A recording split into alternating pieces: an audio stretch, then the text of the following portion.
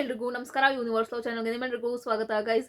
ಈ ಸೀಸನ್ಗಳಲ್ಲಿ ರನ್ನರು ಹಾಗೂ ವಿನ್ನರ್ಗಿರೋ ಕ್ರೇಜು ಇಷ್ಟು ಸೀಸನ್ಗಳಲ್ಲಿ ಬಂದಿದ್ದಾರಲ್ಲ, ಯಾವ ಸೀಸನ್ಗಳಲ್ಲೂ ಇರಲಿಲ್ಲ ಅಂತಲೇ ಹೇಳ್ಬೋದು. ಹೌದು, ಒಂದು ವಾರ ಇರ್ತಿತ್ತು, ಒಂದು ರೇಂಜಿಗೆ ಇರ್ತಿತ್ತು. ಬಟ್ ಈ ಸೀಸನಲ್ಲಿ ಇದೆಯಲ್ಲ, ಈ ರೇಂಜ್ಗೆ ಅಪ್ಪ ನಿಜ ಹೇಳೋಕ್ಕಾಗಲ್ಲ. ಅನದರ್ ಲೆವೆಲ್ ಕ್ರೇಜ್ ಸೆಟ್ ಮಾಡಿದ್ದಾರೆ ರಕ್ಷಿತಾ ಹಾಗೆ ಗಿಲ್ಲಿ ಅಂತಲೇ ಹೇಳ್ಬೋದು. ಯಾಕೆ ಮಾತು ಹೇಳ್ತಾ ಇದ್ದೀನಿ ಅಂದರೆ, ತುಂಬ ದುಡ್ಡನ್ನ ಬಾಚಿದ್ದಾರೆ ಎಲ್ಲ ಈವೆಂಟ್ಗಳಲ್ಲೂ ಹೋಗಿ ಹೋಗಿ ಹೋಗಿ ಗಿಲ್ಲಿ ಆಗಿ ರಕ್ಷಿತಾ ಇವರಿಬ್ಬರೇ. ನೀವು ಯೋಚನೆ ಮಾಡಿ, ಇಷ್ಟು ಅಂದರೆ ಈಗ ಯಾರ್ಯಾರು ಇದ್ದಾರಲ್ಲ ಅವ್ರಿಗೆಲ್ಲರಿಗಿಂತ ಎಲ್ಲ ಜಾಸ್ತಿ ಈವೆಂಟ್ಗಳನ್ನ ಹೋಗ್ತಾ ಇರೋದೇ ಗಿಲ್ಲಿ ಆಗಿ ರಕ್ಷಿತಾ. ಎಲ್ಲ ಈವೆಂಟ್ಗೆ ಹೋದಾಗ ದುಡ್ಡು ಇಷ್ಟು ಅಂತ ಸಂಭಾವನೆ ಇದ್ದೇ ಇರುತ್ತೆ. ಎಲ್ಲ ಈವೆಂಟ್ಗೂ ಒಳಗೂ ಹೋಗ್ತಿದ್ದಾರೆ, ದುಡ್ಡು ಸಂಪಾದನೆ ಮಾಡ್ತಿದ್ದಾರೆ. ತುಂಬ ಜನ ಇದ್ದಾರೆ ಇನ್ನೂ ಫೇಮಸ್ ಆಗಿರೋರು ಈ ಸೀಸನಲ್ಲಿ. ಬಟ್ ಯಾರಿಗೂ ಅಷ್ಟು ಬೆಲೆ ಇಲ್ಲ ಅಂತಲೇ ಹೇಳ್ಬೋದು. ಅಂದರೆ ಯಾರು ಅಷ್ಟು ಈವೆಂಟ್ಗೆ ಅವ್ರನ್ನೆಲ್ಲ ಕರಿತಿಲ್ಲ.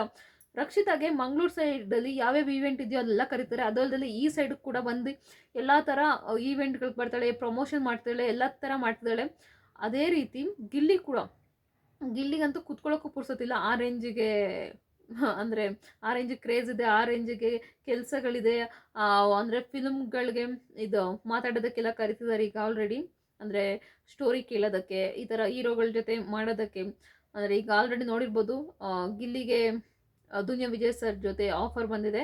ಆ ಫಿಲಮ್ಗಳ ಬಗ್ಗೆ ಎಲ್ಲ ಮಾತಾಡೋಕ್ಕೆ ಕೂಡ ಗಿಲ್ಲಿ ಮೊನ್ನೆ ತಾನೇ ದುನಿಯಾ ವಿಜಯ್ ಸರ್ ಸೆಟ್ಗೆಲ್ಲ ಹೋಗಿದ್ರು, ಕತೆ ಎಲ್ಲ ಕೇಳ್ತಾ ಇದ್ರು. ಅದನ್ನು ನೋಡಿರ್ತೀರಾ ಅಂದ್ಕೊಂಡಿರ್ತೀನಿ ಸೋಷಿಯಲ್ ಮೀಡಿಯಾದಲ್ಲಿ. ಆಮೇಲೆ ಸುಳ್ಳು ಹೇಳ್ತಿದೆ ಅಂತ ಎಲ್ಲ ಹೇಳ್ಬೇಡಿ, 100% ಇಲ್ಲ, ಅದು ನಿಜಾನೇ. ಗಿಲ್ಲಿ ಈಗ ದುನಿಯಾ ವಿಜಯ್ ಸರ್ ಜೊತೆ ಕತೆ ಕೂಡ ಕೇಳ್ತಿದ್ದಾರೆ. ಇನ್ನೂ ತುಂಬ ಅದ್ಭುತವಾಗಿ ಇವ್ರು ಇನ್ನೂ ದೊಡ್ಡ ಮಟ್ಟಕ್ಕೆ ಬೆಳೀತಾರೆ ಅಂತಲೇ ಹೇಳ್ಬೋದು. ನೀವು ಯೋಚನೆ ಮಾಡಿದ್ದೀರಾ, ರಘು ಸರ್ ಏನಂತಾರೆ, ಅವ್ರು ಇದೇ ಚೇಂಜ್ ಆಗೋಯ್ತು. ರಕ್ಷಿತಾ ಅವ್ರ ಫ್ರೆಂಡ್ ಆದಮೇಲೆ ರಕ್ಷಿತಾ ಇವರು ರಘು ಸರ್ ಮನೆಗೆ ಹೋಗ್ಬಿಟ್ಟು ಒಂದು ಇದು ಯೂಟ್ಯೂಬ್ ಚಾನಲ್ ಮಾಡಿದ್ದಾರೆ. ಆ ಯೂಟ್ಯೂಬ್ ಚಾನಲಲ್ಲಿ ಒಂದೇ ದಿವಸಕ್ಕೆ ಅಂದರೆ ಒಂದು ವಾರ ಆಗಿದೆ 8.5 ಲಕ್ಷ ಓಡಿದೆ ಅದು ವಿಡಿಯೋ. ಅಂದರೆ 36,000 ಜನ ಫಾಲೋವರ್ಸು ಆಗಿದ್ದಾರೆ ಒಂದೇ ವಿಡಿಯೋಗೆ. ಜಾಸ್ತಿ ಏನು ತುಂಬ ವಿಡಿಯೋ ಹಾಕಿಲ್ಲ, ಮಾಡಿರೋದು ಒಂದೇ ವಿಡಿಯೋ. 36,000 ಜನ ಫಾಲೋವರು, 8.5 ಲಕ್ಷ ವೀವರ್ಸು ಎಲ್ಲ ಕೂಡ ಬಂದಿದ್ದಾರೆ. ಅಂದರೆ ಅವಳು ಒಂಥರ ಅಟ್ರಾಕ್ಟಿವ್ ಪರ್ಸನ್. ಅವಳು ಎಲ್ಲರನ್ನೂ ತುಂಬ ಬೇಗ ಅಟ್ರಾಕ್ಟ್ ಮಾಡ್ತಾಳೆ. ತುಂಬ ನಿಜವಾಗ್ಲೂ ಅವಳಲ್ಲಿ ಏನೋ ಒಂದು ಶಕ್ತಿ ಇದೆ. ಗಿಲ್ಲಿ ಕಡೆನೂ ಕೂಡ ಏನೋ ಒಂದು ಶಕ್ತಿ ಇದೆ ಅವರಿಬ್ಬರಲ್ಲಿ. ಶೀ ಈಸ್ ವೆರಿ ಏನಂತಾರೆ ಚಾರ್ಮಿಂಗ್ ಗರ್ಲ್. ಯಾವಾಗಲೂ ಆ್ಯಕ್ಟಿವ್ ಆಗಿರ್ತಾಳೆ. ಅದು ಎಲ್ಲರ ಕೈಲೂ ಇರೋದಕ್ಕೆ ಸಾಧ್ಯ ಇಲ್ಲ. ಹುಡುಗಿ ಒಂದು ಆ್ಯಕ್ಟಿವ್ನೆಸ್ಗೆ, ಆ ಹುಡುಗಿ ಚಾರ್ಮಿಂಗ್ ನಿಜವಾಗ್ಲೂ ಒಂದು ಆ್ಯಡ್ಸ್ ಆಫ್ ಅಂತಲೇ ಹೇಳ್ಬೋದು.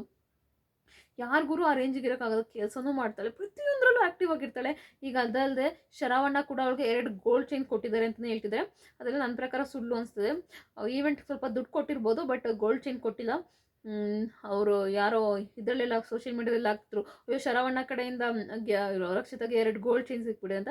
ಅದು ಪ್ರಮೋಷನ್ ಮಾಡ್ತಿರೋದು, ಬಂದು ತಗೊಳ್ಳಿ ಅಂತ. ಅದು ಗೋಲ್ಡ್ ಚೈನ್ ಕೊಟ್ಟಿಲ್ಲ, ಜಸ್ಟ್ ಬನ್ನಿ ಅಂತ ಹೇಳ್ಬಿಟ್ಟು ಮತ್ತೆ ಇಡ್ಸ್ಕೊಂಡಿದ್ದಾರೆ. ಸ್ವಲ್ಪ ದುಡ್ಡು ಕೊಟ್ಟಿರ್ತಾರೆ. ಅವ್ರು ದುಡ್ಡು ಕೊಡಲಿಲ್ಲ ಅಂದರೂ ಕೂಡ ಹೋಗ್ಬೇಕಾಗುತ್ತೆ ರಕ್ಷಿತಾ. ಯಾಕಂದರೆ ಅವ್ರಿಗೆ 20 ಲಕ್ಷ ಸ್ಪಾನ್ಸರ್ ಅವ್ರ ಕಡೆಯಿಂದ ಸಿಕ್ಕಿದೆ. ಅವ್ರು ಕರೆದ್ರೆ ಬಂದು ಮಾಡ್ಕೊಡಮ್ಮ ಅಂದರೆ 100% ಹೋಗ್ತಾಳೆ. ಯಾಕಂದರೆ ರನ್ನರ್ ಅಪ್ಗೆ 20 ಲಕ್ಷ ಸಿಕ್ಕಿದೆ ಅಂದಾಗ ಹೋಗೋದು ತಪ್ಪೇನಿಲ್ಲ. ಸೊ ಫ್ರೀಯಾಗಿ ಮಾಡಿಕೊಟ್ರು ಏನು ತಪ್ಪಿಲ್ಲ ಅಂತ ನನಗನ್ಸುತ್ತೆ. ಫ್ರೀಯಾಗಿ ಏನು ಕರೆದಿರಲ್ಲ, 100% ದುಡ್ಡು ಕೊಟ್ಟೇ ಇರ್ತಾರೆ. ಹೀಗೇನು ಅನಿಸ್ತದೆ ಗೈಸ್ ನಿಮ್ಮ ಪ್ರಕಾರ? ಈಗ ಅದು ಅಲ್ಲದೆ ವರ್ತೂರ್ ಸಂತೋಷ್ ಅವರು ಮೊದಲೇ ಹೇಳ್ಬಿಟ್ಟಿದ್ರು, ರನ್ನರ್ ಅಪ್ಗೆ 10 ಲಕ್ಷ ಕೊಡ್ತೀನಿ ಅಂತ ಹೇಳಿದರು. ಬಟ್ 10 ಲಕ್ಷ ಕೊಟ್ಟಿಲ್ಲ. ಆಮೇಲೆ ಬರ್ತಾ ಬರ್ತಾ ಯಾಕೋ ಅವ್ರು ನನ್ನನ್ನು ಸ್ಟೇಜ್ ಮೇಲೆಲ್ಲ ಕರಿತಿಲ್ಲ ಬಿಗ್ ಬಾಸ್ ಅವರು, ಅದಕ್ಕೆ 2 ಲಕ್ಷಕ್ಕೆ ಬಂದಿದ್ದೀನಿ. ಯಾರು ರನ್ನರ್ ಅಪ್ ಆಯ್ತಾರೋ ಅವ್ರಿಗೆ 2 ಲಕ್ಷ ಕೊಡ್ತೀನಿ ಅಂತ ಹೇಳಿದರು. ಅದೇ ರೀತಿ ಈಗ ಕೊಡ್ತಾ ಇದ್ದಾರೆ 2 ಲಕ್ಷನ. ಅದಲ್ಲದೆ ಅವರು ವರ್ತೂರ್ ಸಂತೋಷ್ ಅವ್ರು ಮೊದಲೇ ಹೇಳಿದ್ರು 10 ಲಕ್ಷ ಕೊಟ್ಬಿಡ್ತೀನಿ ನಾನು, ಯಾರು ರನ್ನರ್ ಅಪ್ ಆಗ್ತಾರೆ ಅಂತ. ಬಟ್ ಏನಕ್ಕೋ ಆಮೇಲೆ ಚೇಂಜ್ ಆಗಿಬಿಟ್ರು. ಅವ್ರು ನನ್ನ ಇದು ಸ್ಟೇಜ್ ಮೇಲೆಲ್ಲ ಕರೆಯೋದಿಲ್ಲ, ನಮ್ಮ ಓರಿಗಳನ್ನೆಲ್ಲ ಕರೆಸಿದ್ರೆ ಮಾತ್ರ ನಾನು ಇದು ಮಾಡೋದು, ಅಂದರೆ 10 ಲಕ್ಷ ಕೊಡೋದು ರನ್ನರ್ ಅಪ್ಗೆ, ಇಲ್ಲಾಂದ್ರೆ ಕೊಡೋಲ್ಲ ಅಂತ ಹೇಳಿದ್ರು. ಆಮೇಲೆ ಅವ್ರು ಕರೆಸ್ಲಿ ಬಿಡಲಿ, ಆಮೇಲೆ ಒಂದು 2 ಲಕ್ಷನಾರ ಕೊಟ್ಟೇ ಕೊಡ್ತೀನಿ ರನ್ನರ್ ಅಪ್ಗೆ ಅಂತ ಹೇಳಿದ್ರು. ಅದೇ ರೀತಿ ಮೊನ್ನೆ ಫೋನ್ ಮಾಡಿದ್ದಾರೆ ರಕ್ಷಿತಾಗೆ, ಅವಳು ಬಂದು ಈಸ್ಕೊಂಡೋಗಮ್ಮ, ನಮ್ಮಮ್ಮ ಇರ್ತಾರೆ, 2 ಲಕ್ಷ ದುಡ್ಡು, ಆಮೇಲೆ ನಮ್ಮಮ್ಮ ಏನೋ ಸ್ವಲ್ಪ ಕೊಡ್ತಾರೆ, ಅದನ್ನೆಲ್ಲ ಈಸ್ಕೊಂಡೋಗು ಅಂತ ಹೇಳಿದಾಗ ಅವಳು ನನಗೆ ತುಂಬ ಈವೆಂಟ್ಸ್ ಇದೆ, ಆ ಕಡೆ ಬಂದಾಗ ಬರ್ತೀನಿ ಅಂತ ಇಲ್ಲ. ಎಲ್ಲ ಯಾರು ದುಡ್ಡು ಕೊಡ್ತಾರೆ ಅಂದರೆ 100% ಬರ್ತೀನಿ ಬಂದು ತಗೊಂಡು ಹೋಗ್ತೀನಿ ಅಂತ ಹೇಳ್ತಾರೆ. ಬಟ್ ಅವಳು ಹಂಗೆ ಹೇಳಿದ, ಸ್ವಲ್ಪ ಈವೆಂಟ್ಸ್ ಎಲ್ಲ ಇದೆ, ಆಮೇಲೆ ಮುಗಿಸ್ಕೊಂಡು ಬರ್ತೀನಿ ಅಂತ, ಆ ಕಡೆ ಬಂದಾಗ ಬರ್ತೀನಿ ಅಂತ ಹೇಳಿದಾಗ ಹೊರದೂರು ಸಂದರ್ಭ ಶಾಕ್ ಆಗ್ತಾನೆ. ಏನು ಹುಡುಗಿ ಹಿಂಗೆ ಹೇಳ್ತಿದೆ ಅಂದರೆ, ದುಡ್ಡು ಕೊಟ್ಟಿದ ತಕ್ಷಣ ಸರ್ ಬಂದು ತಗೊಬಿಡ್ತೀನಿ ಅನ್ನೋ ಅವ್ರು ಇದ್ದಾರೆ. ಬಟ್ ಇವಳು ಇಲ್ಲ ಸ್ವಲ್ಪ ಈವೆಂಟ್ಸ್ ಎಲ್ಲ ಇದೆ, ಆಮೇಲೆ ಮುಗಿಸ್ಕೊಂಡು ಬರ್ತೀನಿ ಹಾಗೆ ಹೀಗೆ ಅಂತಿರ್ತಾರೆ.